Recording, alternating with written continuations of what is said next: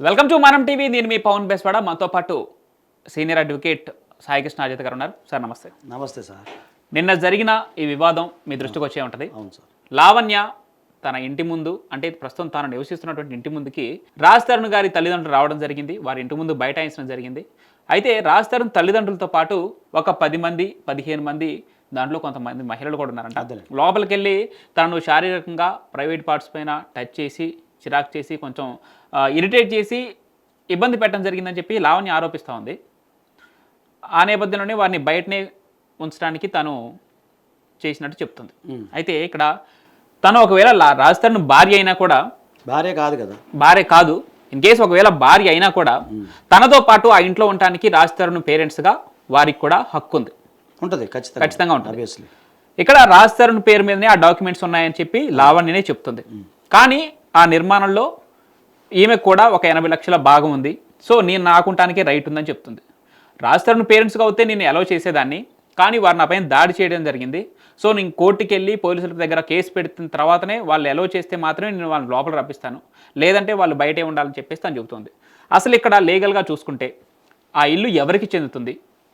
Documents అన్నీ రాజ్ తరుణ్ పేరు మీదే ఉంటే, తాను అంటే లివిన్లో ఉన్నప్పుడు తను ఒక 80 లక్షలు ఖర్చు పెడితే తనకు లావణ్య కూడా ఆ ఇంటిపైన హక్కు ఉంటుందా లేదా? రాజ్ తరుణ్ పేరెంట్స్కి ఆ ఇంటిపైన ఎంత హక్కు ఉండే అవకాశం ఉంది? పూర్తిగా మీరేం చెప్తారు దాన్ని? ఖచ్చితంగా అండి. ఇప్పుడు ఇక్కడ ఆమె 80 లక్షలు ఖర్చు పెట్టింది అనేది పక్కన పెడితే, ముందుగా ఏంటంటే అది ఇల్లు ఎవరి పేరు మీద ఉందో వాళ్ళే వారసులు. ఓకే, వాళ్ళే దే హ్యావ్ ద రైట్. ఒకటి. తర్వాత ఇక్కడ ఈ కేసు గురించి కాదు, అసలు మామూలుగా చెప్తున్నాను. ఓకే, అందుకే కదా రిజిస్ట్రేషన్లు ఇవన్నీ ఎందుకు చేసుకుంటాం. సో తర్వాత రాజ్ తరుణ్ సంబంధించిన వాళ్ళు ఎవరైతే ఉన్నారో ఇద్దరు పేరెంట్స్, వాళ్ళిద్దరు సీనియర్ సిటిజన్స్ కాబట్టి సీనియర్ సిటిజన్స్గా వాళ్ళకి ఉండే హక్కు కూడా ఆటోమేటిక్గా వచ్చేస్తుంది. అది.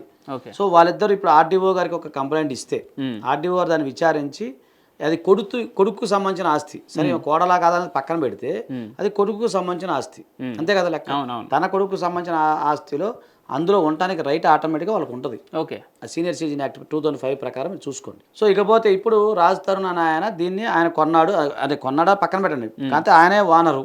అవును.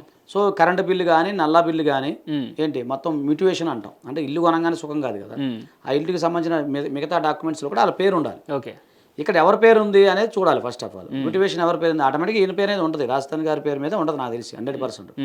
ఉన్నప్పుడు అది అన్య పర్సన్ వచ్చి దాంట్లో ఉన్నారు అంటే వాళ్ళకి రైట్ ఉండదు. ఓకే, ఒకటి. తర్వాత ఇంకొకటి మీకు మాట చెప్తా, ఒకవేళ ఇద్దరు భార్య భర్తలు అనుకుందాం, పురుషుడు ఎవరైతే ఉన్నారో భారతదేశంలో ఒక హిందూ పురుషుడు తనకు తాను సంపాదించుకున్న ఆస్తిలో ఎవరికి హక్కు ఉండదు. అవును, గుర్తుపెట్టుకోండి. భార్యకు ఉండదు, పిల్లలకు ఉండదు, ఈవెన్ వాళ్ళ తల్లిదండ్రులకు కూడా ఉండదు. మొత్తం రాజ్ తరుణ్ ఇష్టం అది. ఓకే. సో ఇక్కడ మళ్ళీ ఇంకో ఈ పాయింట్కి వద్దాం. నేను 80 లక్షలు ఇచ్చాను ఇంటి నిర్మాణంలో అన్నప్పుడు మీ దగ్గర ఎవిడెన్స్ ఉంటే, ఒకవేళ ఎవిడెన్స్ ఉంది ఇచ్చినట్టుగా, ఇప్పుడు కట్టే సమయంలో, ఇప్పుడు మనం కూడా ఇల్లు కట్టే సమయంలో వాళ్ళ దగ్గర అప్పులు తీసుకొస్తాం, సహజం, మానవ సహజం అది. అంత కోటి ఇచ్చిన ఏదో సందర్భాలు తీసుకుంటాడు. అవును.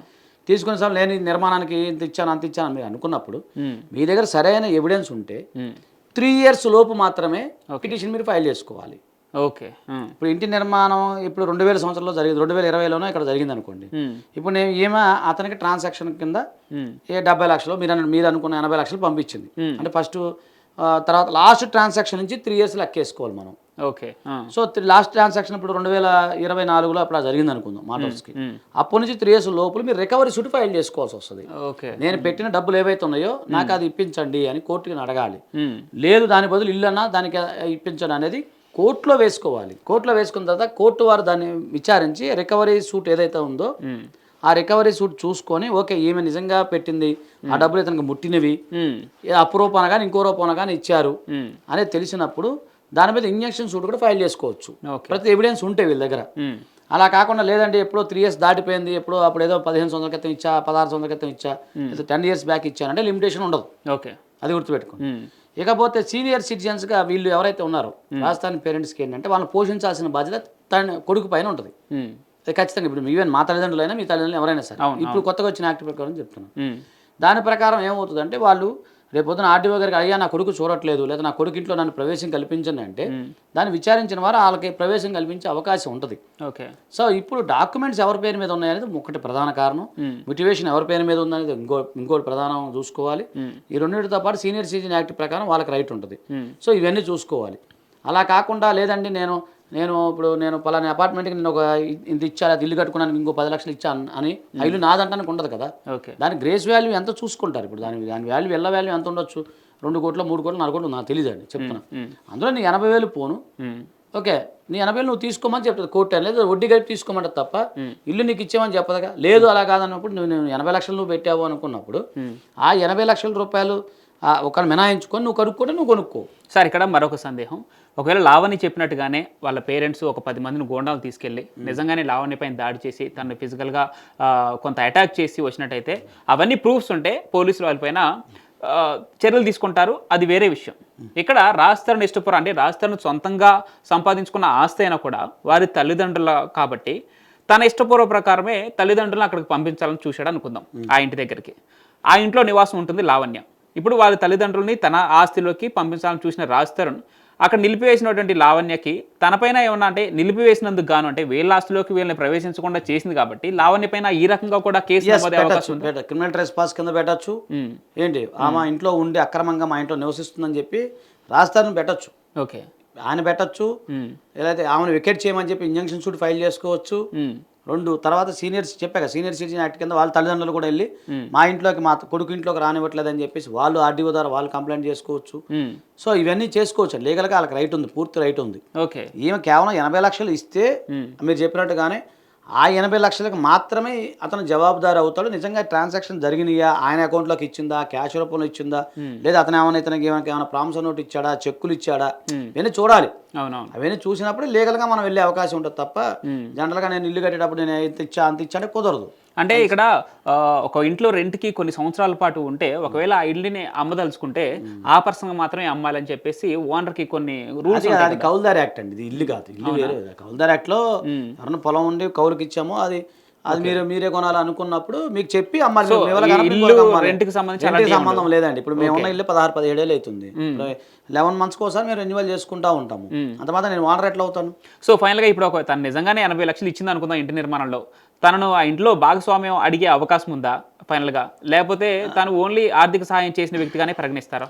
అదేనండి, అది ఆ ట్రాన్సాక్షన్ ఏ విధంగా జరిగింది అనేది మనం ముందు చూడాలి. అంటే అక్కడి నుంచి అది చూడాలి. కానీ ఇప్పుడు నేను అది చెప్పలేను, అది రాస్తారని చెప్పాలి మనకి. చెప్తే దాన్ని బట్టి మనం సరైన లీగల్ ఒపీనియన్ ఇవ్వగలుగుతాం. ఏ రకంగా సహాయం చేసింది, ఏదైనా చెక్కులు ఇచ్చాడా, ప్రామిస్ నోట్ ఇచ్చాడా, లేకపోతే ట్రాన్సాక్షన్ జరిగిందా, ట్రాన్సాక్షన్ 3 years అయిందా, లేకపోతే 3 years దాటిపోయిందా, లిమిటేషన్ దాటిపోయిందా, ఇవన్నీ చాలా లీగల్ కాంప్లికేషన్స్ ఉంటాయి. సో లీగల్ కాంప్లికేషన్ ఎన్ని ఉన్నప్పుడు కూడా మళ్ళీ చెప్తున్నాం, ఒకవేళ ఆమె వితిన్ 3 years లోనే ఇచ్చింది అనుకుందాం, నిన్నగా మొన్న ఇచ్చింది అనుకుందాం మాటర్స్కి, ఆ 3 years లిమిటేషన్ ఉందే అనుకుందాము. ఉన్నప్పుడు ఏమో కేవలం 80 లక్షలు ఇచ్చినప్పుడు ఆ 80 లక్షలు తీసుకునే రైట్ మాత్రమే ఉంటుంది, కానీ ఇల్లు మొత్తం తీసుకునే రైట్ అయితే ఏమి ఉండదుగా. ఇప్పుడు ఇంటి వాల్యూ మీరు అంటే 2 కోట్లు 3 కోట్లు ఉందనుకోండి, 80 లక్షలు ఇచ్చి 2 కోట్లు తీసుకుని ఏ కోర్టు చెప్పదుగా. అలా ఉండదు కదా. నీ 80 లక్షలు నువ్వు తీసుకో మా వడ్డీతో కలిపి అని చెప్తారు. ఓకే. అలాగే ఆమె రికవరీ సూట్ ఫైల్ చేసుకొని తన యొక్క డబ్బులు రిటర్న్ తీసుకోవాల్సిందే కానీ ఆ ఇంటి మీద ఉండదు. ఒకవేళ అతను అగ్రిమెంట్ రాసి ఇచ్చాడా చూడాలి. ఇవన్నీ సేల్ ఆఫ్ అగ్రిమెంట్ రాసి ఇచ్చాడా, లేకపోతే లేదు నాతో పాటు ఇంట్లో నేను నీకు కూడా వాటా ఇస్తానని చెప్పి వీళ్ళిద్దరి మధ్య అండర్స్టాండింగ్ అయిందా, ఇవన్నీ ఉంటాయి. ఆ డాక్యుమెంట్స్ ఏమన్నీ ఉంటే అప్పుడు మనం లీగల్ ఒపీనియన్ కరెక్ట్గా వస్తుంది. కానీ అలాంటి ఏమి లేనప్పుడు ఈమెకి 3 సంవత్సరాల లోపు కనుక దాటితే ఏమ రూపాయి కూడా వసూలు చేసుకోలేదు. ఒక పాయింట్. ఆటోమేటిక్గా రాజ్ తరుణ్ గారికి ఆదాయం కనుక అన్ని ఎవిడెన్స్ కనుక ఆయన పేరు మీద ఉన్నట్లయితే అతనే పూర్తిగా సర్వాధికారి ఆయనే. అంటే ఒకవేళ వాళ్ళిద్దరు లివిన్లోనే ఉన్నారనుకుందాం, ఆ లివిన్లో ఉన్నప్పుడు వాళ్ళిద్దరు అంటే సఖ్యతగా ఉన్నప్పుడు తను ఒక 80 లక్షలు పెట్టింది అనుకుందాం, ఇప్పుడు వాళ్ళిద్దరు విడిపోయారు, ఇప్పుడు మరి తను డబ్బు రిటర్న్ చేయమని అడగడానికి ఆస్కారం ఉంటుందండి? అదే చెప్పా, 3 years లోపు అయితే అడగాల్సి వస్తుంది. 3 years దాటితే ఎట్లా అడుగుతుందండి? లిమిటేషన్ ఛాన్స్ లేదంటారు. లీగల్గా లేదు, వ్యక్తిగతంగా మాకు సంబంధం లేదు. కానీ లీగల్ నేనైనా మీకు ఇచ్చానండి, ఇచ్చి మీ అకౌంట్లో ట్రాన్స్ఫర్ చేశాను, 3 years దాటిపోయింది, చెల్లదు. ప్రామిస్ నోట్ ఉంది, నేను మీకు రాసి ఇచ్చాను, 3 years దాకా మీరు నన్ను క్లెయిమ్ చేసుకోలేదు, 3 years దాకా ప్రామిస్ నోట్ చెల్లదు. చెక్ ఉంది, 3 months ఉంది, డేట్ వేసి ఇచ్చా మీకు, 3 months తర్వాత చెల్లిద్దా, చెల్లదు. అది లిమిటేషన్ యాక్ట్ ప్రకారం నడుస్తుంది అనమాట. రైట్. చూద్దాం. ఇప్పుడు రాజ్ తరుణ్ తల్లిదండ్రులను ఇంటి బయటే నిలిపివేసినందుకు ఆ రకంగా కూడా లావణ్య పైన కేసు నమోదయ్యే అవకాశమే ఎక్కువగా ఉందంటున్నారు అజిత్ గారు. చూద్దాం ఇంకా ఎలాంటి ట్విస్టులు రాబోతున్నాయి రాజ్ తరుణ్ లావణ్య కేసులో. Thank you.